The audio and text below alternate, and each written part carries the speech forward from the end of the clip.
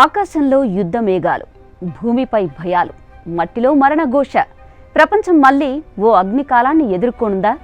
1945లో Hiroshima, నాగసాకిపై పడిన బాంబులు చరిత్రలోనే అతిపెద్ద మానవ హత్యాకాండగా నిలిచాయి.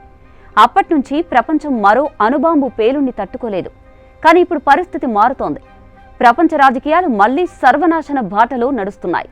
కారణం ఒక్కడే, మళ్లీ ఆ ఒక్కడే. అమెరికా అధ్యక్షుడు డొనాల్డ్ ట్రంప్ రెండోసారి అధికారంలోకి వచ్చిన తర్వాత ప్రపంచ భద్రత మీద యుద్ధ మేఘాలు కమ్ముకున్నాయి. ఆయన తీసుకుంటున్న నిర్ణయాలు ప్రపంచ దేశాలను అనిశ్చితిలోకి నెట్టేస్తున్నాయి. ట్రంప్ తన మిత్ర దేశాలకు ఇచ్చిన హామీలను వెనక్కి తీసుకుంటున్నారు. దీంతో యూరప్, ఆసియా దేశాలు తమ భవిష్యత్తును ఆలోచించుకోవాల్సిన పరిస్థితిలో పడ్డాయి. యూరప్ భద్రత ఇప్పటి వరకు ప్రధానంగా నాటోపై ఆధారపడి ఉంది. కానీ ఇప్పుడు నాటో వ్యవస్థే గందరగోళంలో ఉంది. పోలాండ్ ఇప్పటికే అమెరికా అణ్వాయుధాలను తమ భూభాగంలో ఉంచాలని కోరింది. ఇది చిన్న నిర్ణయం కాదు. ఒక దేశంలో అణుబాంబులు నిల్వ ఉంటే దానికి ప్రత్యర్థి దేశం కూడా అదే స్థాయిలో సమాధానం చెప్పే ప్రమాదం ఉంటుంది. రష్యా అధ్యక్షుడు పుతిన్ ఎప్పటికప్పుడు అణ్వాయుధాలను ప్రస్తావిస్తూ స్పీచ్లు దంచుతున్నారు. నిజానికి యుక్రెయిన్ 1990వ దశకంలో సోవియట్ యూనియన్ నుంచి విడిపోయినప్పుడు తన వద్ద ఉన్న అణ్వాయుధాలను వదులుకుంది. భద్రతా హామీల కోసం అమెరికా, యూకే, ఫ్రాన్స్, చైనా, రష్యాలను నమ్మింది.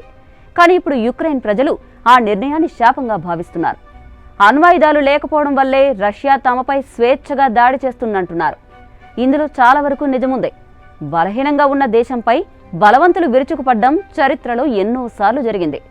ఇక ఇప్పుడు జరుగుతున్న అనేక ఘటనలకు, రక్తపాతాలకు రెండు దేశాలే ప్రధాన కారణం.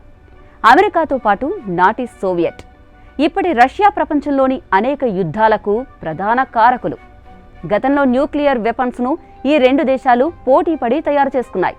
అమెరికా మాజీ అధ్యక్షుడు జాన్ ఎఫ్ కెనడీ రాక తర్వాత అమెరికా కాస్త తగ్గింది. ప్రపంచంలో 20కి పైగా దేశాలు అణ్వాయుధాలు సాధిస్తే భూమి సజీవంగా మిగులుతుందా అని కెనడీ ప్రశ్నించారు. ఆ సమయంలోనే అమెరికా, సోవియట్ యూనియన్ అణ్వాయుధాలను నియంత్రించేందుకు ఒప్పందాలు చేసుకున్నాయి. కానీ ఇప్పుడు ఆ నియంత్రణ వ్యవస్థ కూలిపోతోంది. ప్రపంచంలోని అణ్వాయుధాలు భారీగా పెరగడానికి ట్రంప్ పాలన కారణమవుతుందనే అభిప్రాయాలు వినిపిస్తున్నాయి. అటు యూరప్ దేశాలు ఇప్పటికీ తమ భద్రత కోసం కొత్త మార్గాలను అన్వేషిస్తున్నాయి. జపాన్, దక్షిణ కొరియా తమ భద్రత కోసం అణ్వాయుధాలను దాచుకునే ఆలోచనలో ఉన్నాయి. ఇరాన్ అణ్వాయుధ ఒప్పందం అక్టోబర్లో ముగియనుంది. ఓవైపు ట్రంప్ మాటలకు చేతలకు ఏమాత్రం పొంతన ఉండడం లేదు. రష్యా, చైనా, అమెరికా కలిసి అణ్వాయుధాలను తగ్గించుకుందామని ట్రంప్ ఓవైపు చెబుతున్నారు. గాని ప్రపంచం ఈ మాటలను నమ్మే పరిస్థితిలో లేదు.